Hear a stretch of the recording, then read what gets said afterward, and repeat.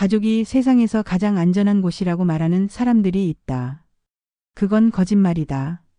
내가 들어본 가장 큰 거짓말. 왜냐하면 내 어린 시절 방에서 인형이 있던 선반과 벽에 붙은 그림들 사이에서 내 오빠가 나에게 악마도 감히 하지 못할 짓을 했으니까. 그리고 아버지는 늘 그 아들이 해와 달이라고 생각했다. 오늘날 73세가 된 지금도 나는 여전히 그 거친 목소리를 들을 수 있다. 또 꾸며내는 거니 애야. 14살에 커진 내 배가 내가 상상한 것이었다는 듯이. 내 이름은 김정숙이다. 하지만 이제는 박영이라고 부른다. 1951년 경상북도 작은 마을에서 태어났다. 아이들에게 목소리가 없던 시대, 특히 여자아이들은 조용히 있고 순종하고 감사해야 했다. 오늘 이 더운 7월 오후. 나의 소박하지만 정직한 집 마루에 앉아 거의 60년간 숨겨왔던 이야기를 하기로 결심했다. 내가 7살쯤 됐을 때 처음 우리 가족이 뭔가 심각하게 잘못됐다는 걸 깨달았다. 마당에서 소꿉놀이를 하다가 부엌에서 아버지가 어머니에게 소리치는 걸 들었다. 정자야, 그 애를 그렇게 감싸지 마. 이 집에서 내가 책임자라는 걸 배워야 해. 나와 민호가. 민호. 내 오빠. 나보다 정확히 5살 위.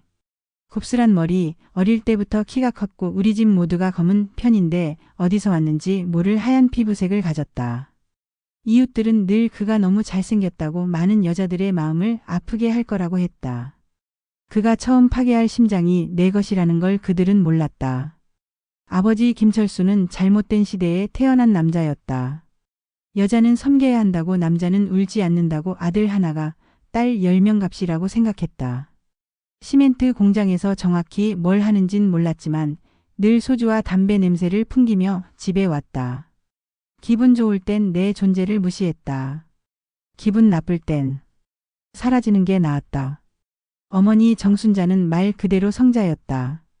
작은 체구 늘 단정하게 묶은 머리, 남의 빨래를 해주느라 거칠어진 손. 최선을 다해 나를 보호하려 했지만 아버지를 상대로는 할 수 있는 게 별로 없었다. 조용히 해라 얘야. 아빠가 소리치기 시작할 때 속상이었다. 지나갈 거야. 우리가 살던 집은 방 3개짜리였다. 거실 겸 부엌, 부모님 방, 그리고 뒤편에 작은 방이 나와 오빠의 방이었다. 처음에 우리는 사이가 좋았다. 그는 나무 타는 법, 개울에서 물고기 잡는 법을 가르쳐줬다. 하지만 내가 자라면서 상황이 변했다. 그것은 천천히 시작되었다. 여기저기 배회하는 손, 이상한 눈빛. 난 정말 이해하지 못했다. 어린아이였으니까. 오빠가 그렇게 꽉 껴안고 싶어 하는 게 자기 침대가 있는데도 내 침대에서 자고 싶어 하는 게 정상이라고 생각했다. 첫 징후들.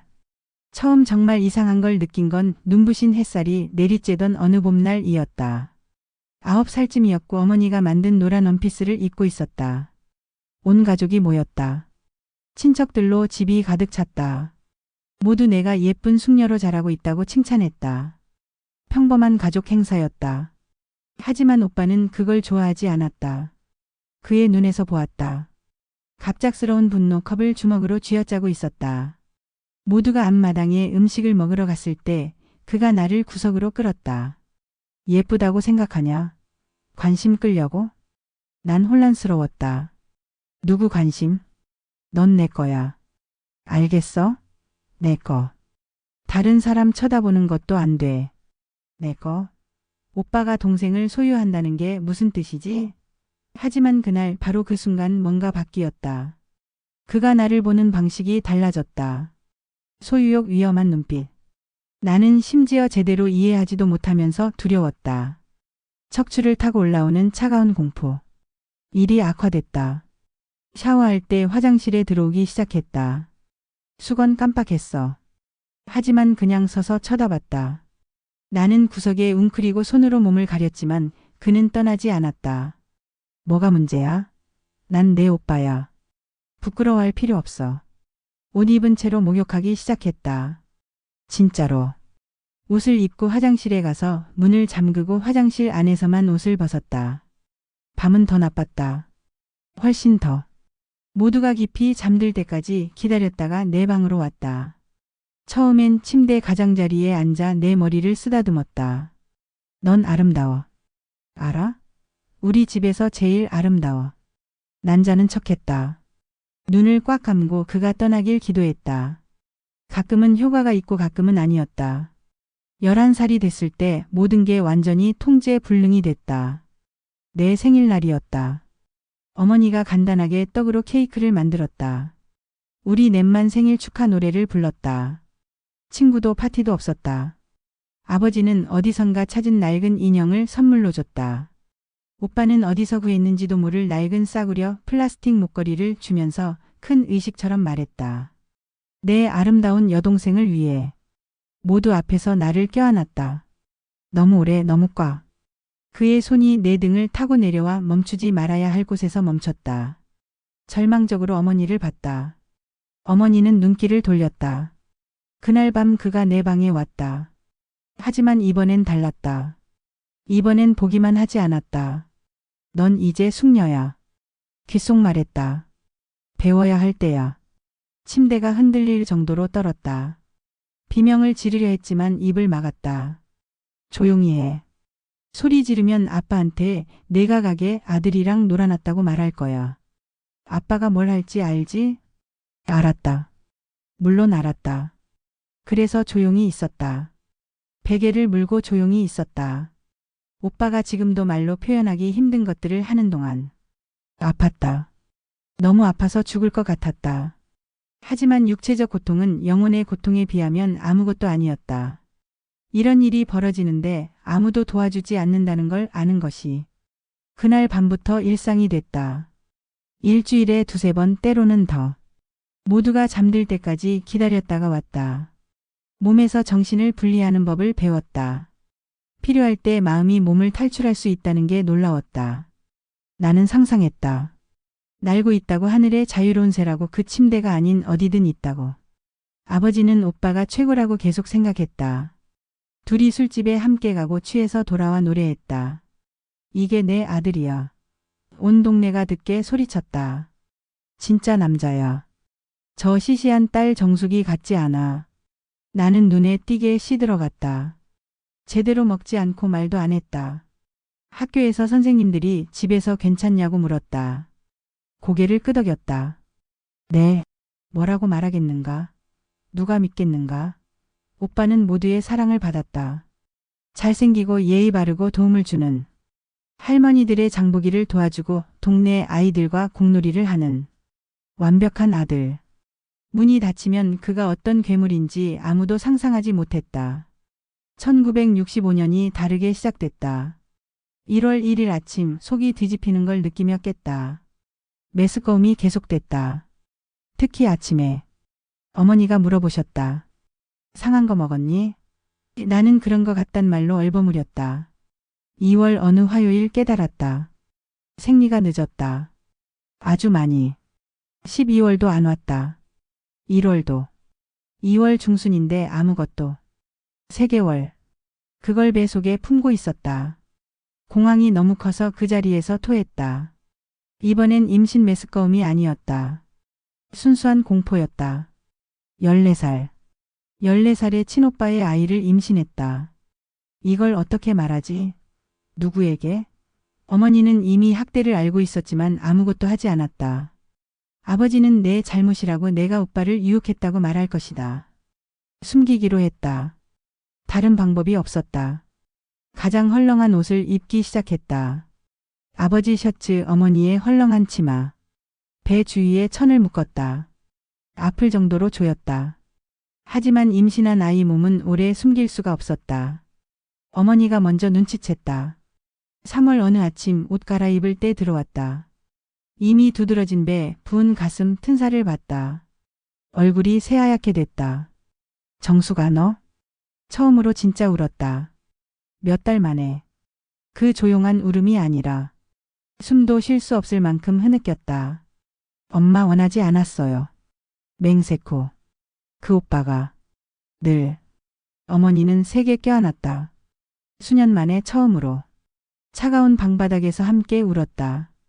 아버지한테 말해야 해. 피가 얼어붙는 느낌이었다. 안 돼요, 엄마.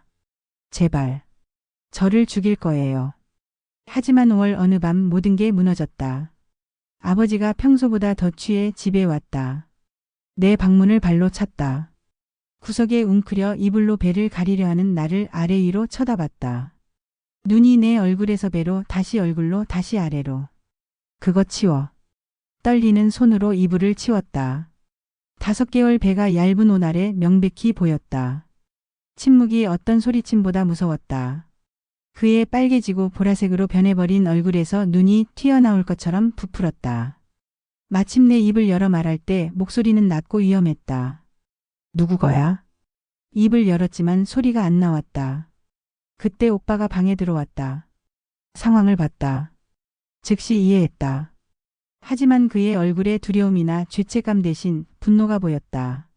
내가 말하려는 걸 알았다. 그리고 먼저 행동하기로 결정했다. 전 알고 있었어요. 침착하게 말했다. 주유소 성민이랑 여러 번 봤어요. 말하려 했는데 아버지가 안 믿으셨잖아요. 성민. 16살 남자애. 나를 거의 쳐다보지도 않던. 하지만 이름만으로도 아버지가 완전히 폭발하기엔 충분했다. 9월 새벽 진통이 시작됐다.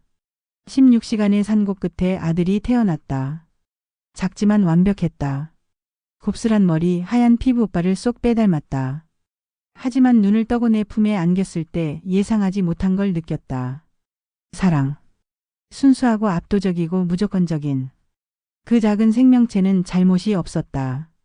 순수하고 세상의 모든 보호를 받을 자격이 있었다. 뭐라고 부를 거야? 어머니가 물었다. 찬호. 내가 대답하기 전에 아버지가 들어왔다. 오빠가 그 뒤에. 사내 아이구나. 아버지가 말했다. 자부심 같은 게 얼굴을 스쳤다. 하지만 오빠가 다가왔다. 아기를 봤다. 웃었다. 잘생겼네. 찬호. 내 아들에게 이름이 생겼다. 공식적으로 아버지는 없었다. 그날부터 탈출을 계획하기 시작했다. 내 나이 15살 몇 개월 된 아기. 돈도 갈 곳도 없었다. 하지만 시도해야 했다. 찬호를 위해. 12월 첫 시도를 했다. 아버지가 일하러 갔고 오빠가 운동하러 갔다. 찬호를 담요에 싸서 비닐봉지에 옷 몇 벌과 분유캔을 넣었다. 대문에 도착했다. 심장이 너무 세게 뛰어 터질 것 같았다. 문 밖에 발을 디디고 하나, 둘, 셋. 그때 아버지 목소리가 들렸다. 너 지금 어디 가는 거야? 일하러 가지 않았다. 숨어서 기다리고 있었다.